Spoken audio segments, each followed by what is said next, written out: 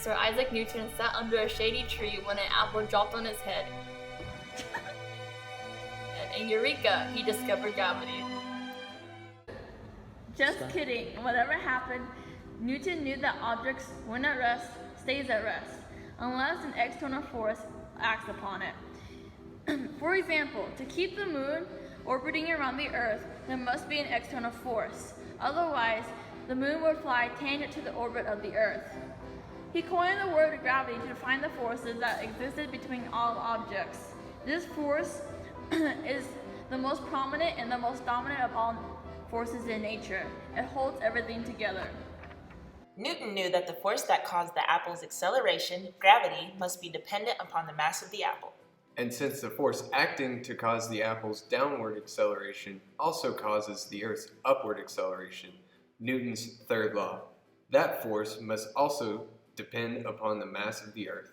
So for Newton, the force of gravity acting between the Earth and any other object is directly proportional to the mass of the Earth, and directly proportional to the mass of the object. Hi there, didn't see you yet. Well, we're performing an experiment where we analyze gravitational free fall acceleration. So I'm going to drop these two balls from the same height at the same time. As you can see, they're different sizes. Today we conducted an experiment using an iPhone 6s. We used the phone's burst mode, which shot pictures at 10 frames per second.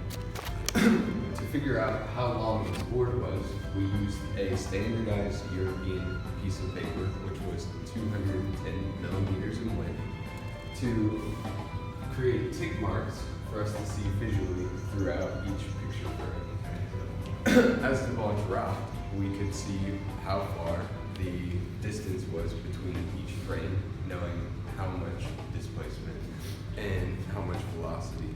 Then we could find out how much acceleration was created all the way through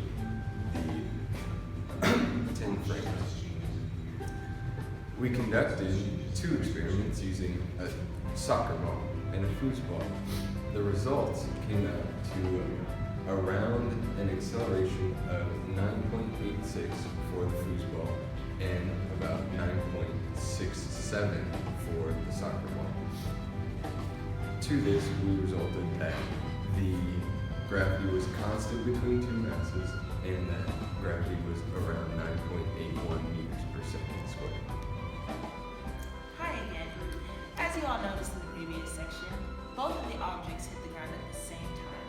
Why is this? Well, gravity. The gravitational acceleration of two objects, or any object in free fall for that matter, will always be 9.81 meters per second squared, or in imperial units, 32.2 feet per second squared. In movies, stunt doubles jump from a high platform and land on the foam mat safely. According to Newton's second law, force equals mass times acceleration. We need to know the force caused by free fall at the location of the mat. Then we can calculate how fast to decelerate the stunt double. By proving that gravity is constant and that it is 9.8 meters per second squared, we can apply that to real-life situations like a free fall. For example, in the stuntman, the force needed to sustain the fall of the man must counteract with the force the mat applies onto the man. Thus, the man can land safely without crashing into the ground.